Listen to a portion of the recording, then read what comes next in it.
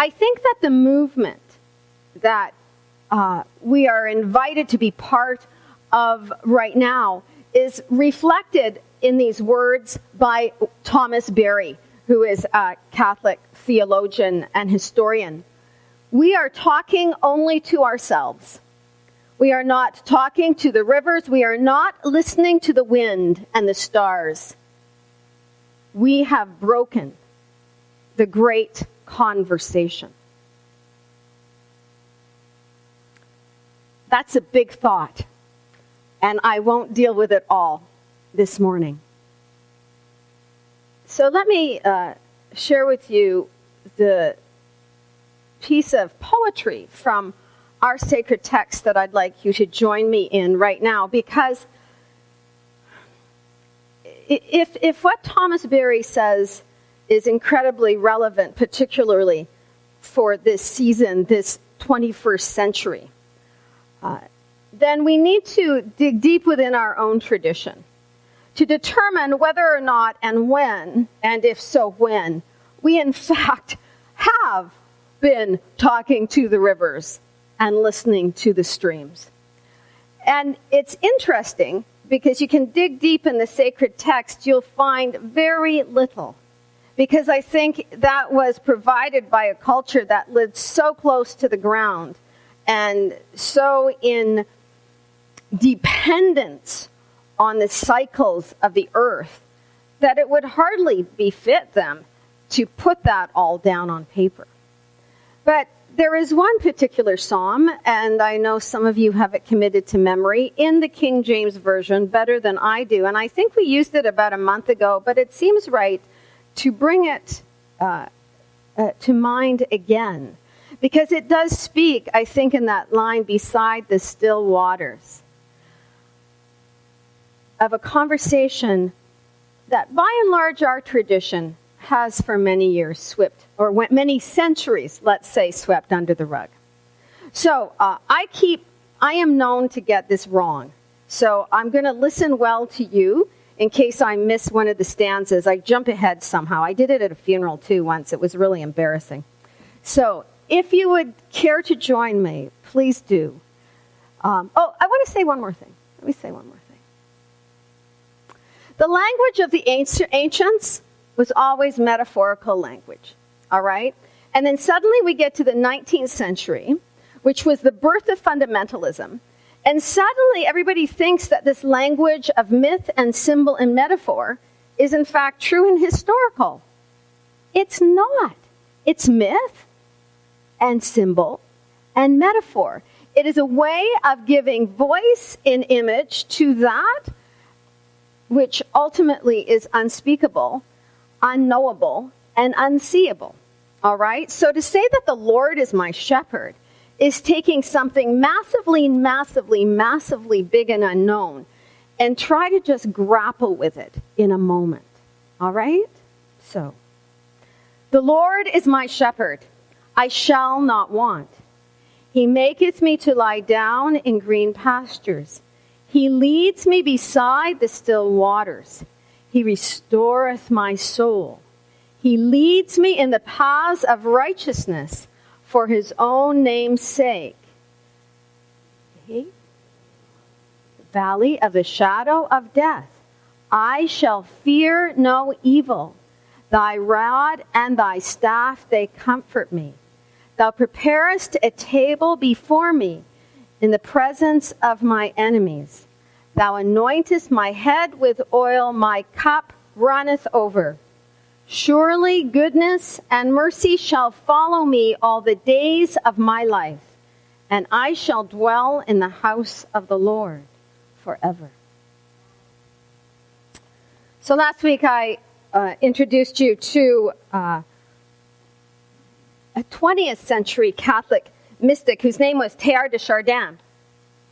Teilhard de Chardin believed that the lesson of the incarnation, so that the lesson of Jesus being human, could only be experienced by living deeply connected to the natural world.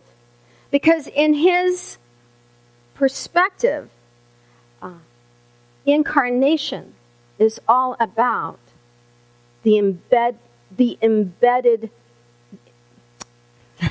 I can't use that as a verb, okay.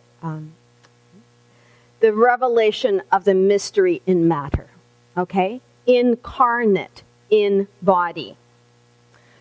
And so Teilhard believed that the universe itself was sacred.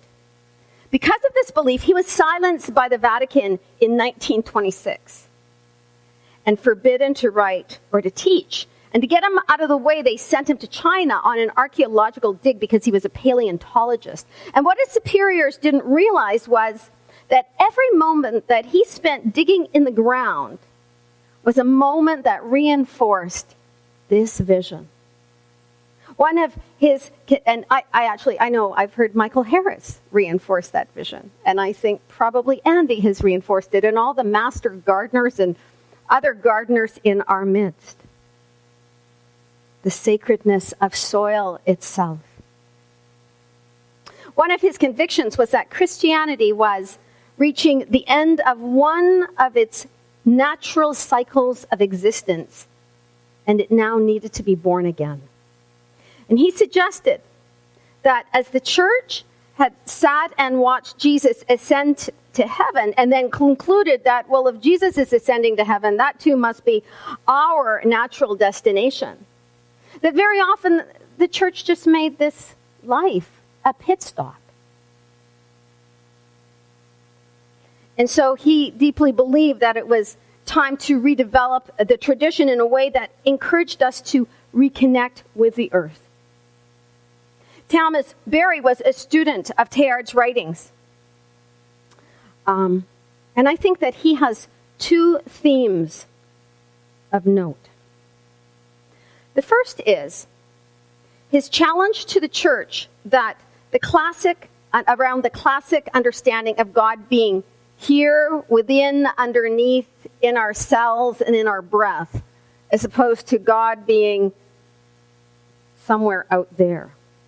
He suggests, and I've shared this before, that one of the challenges of some of the myths within our own tradition is that when you take the founding myth of the Judaic tradition, for example, you have the Exodus story, where salvation for the people of Israel who are living under incredible political and economic oppression is to cry out to God from the outside, and then we've all seen in the movie, the Ten Commandments, the salvation comes from outside of the created order. God comes from above to save God's people. He said, this is kind of problematic, and he goes on to say that this sense or of this vision of having God out there that had to come and save, had to come close and save, was reinforced and really completely established in the 14th century, when as a result of the Black Death, millions of people in Europe, the population of Europe was decimated. And the church at the time looked at this complete, almost destruction of the human race, almost Noah and flood-like, if you know what I mean. And they said, this is like another curse. This is like another plague. This is like another flood. And what do we know in our ancient myth about the first plague? It's because we have been sinful. So God has punished us with this great Black Death. And from here on in, then the church then framed their understanding, their cosmology, that, well, you know what? We're sinful down here. This is a place of shame, requiring punishment. And therefore, we need to seek God's grace to cleanse us and get us up to that better, cleaner place. And that cosmology and that sense of salvation history is still kind of present in our tradition. But what Thomas Berry suggests is that if you're going to think dualistically like that, then you're not going to completely pay attention and take seriously the sacredness of matter, earth, sea, the natural world. The other piece of Barry's thinking, and I think it's particularly interesting, is particularly as we're in this year celebrating the Protestant Reformation that made the biblical text available to the masses, is his suggestion that maybe it's time to put the Bible down for a season and to listen to what the natural world is telling us.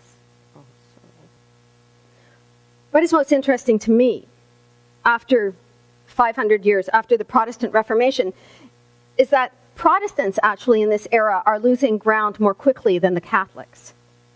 And the reason, I think, is that Catholicism has within its history these mystical roots. So you have someone like Bernard of Clairvaux telling the monks under his care, "Believe me, you will find much more among the woods than ever you will among the books. Woods and stones will teach you what you can never hear from any master." And then we have Evelyn's favorite saint, Saint Francis, who wrote this poem, entitling it "The Sacraments." "I spoke once to my friend, an old squirrel, about the sacraments. He got so excited and ran into a hollow in his tree and came back holding some acorns, an owl feather, and a ribbon he had found. And I just smiled and said, 'Yes, my love, you completely understand. Everything imparts God's grace.'"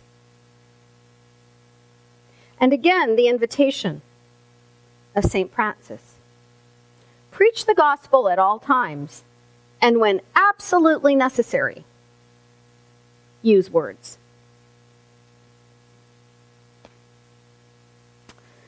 Later today, I will be heading to a preaching conference in Toronto. I have mixed feelings about going. I, who at one point, like every good Protestant preacher, thought that the right words can change the world. But that's what the Protestant tradition established as its foundation. The Word. Yet more and more of those who want to renew themselves, those who want to connect with the mystery we call God, are abandoning words altogether for silence, for art, for music, for a moment beside still waters. And that kind of puts those of us in this tradition at a bit of a disadvantage, doesn't it?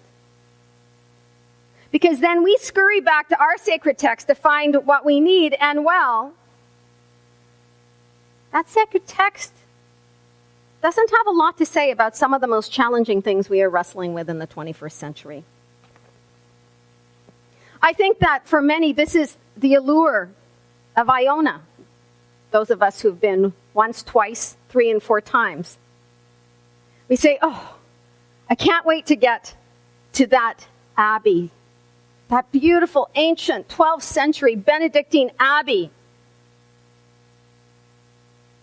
But in fact, it is the entire island of Iona, a Hebridean island off the coast of Scotland, that is a great cathedral of earth and sea and sky. Don't you agree? The entire island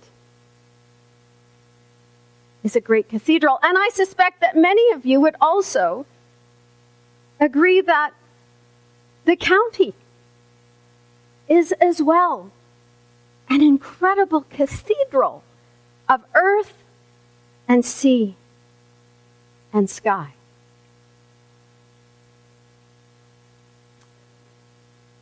So let me close with a poem by Mary Oliver that expresses, I think, this longing for a larger connection, this longing to be amazed, not ignoring all the facts, but despite all of the facts.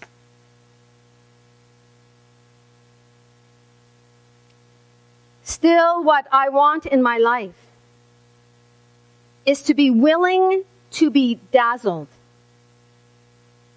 to cast aside the weight of facts and maybe even to float a little. above this difficult world. I want to believe that I am looking into the white fire of a great mystery.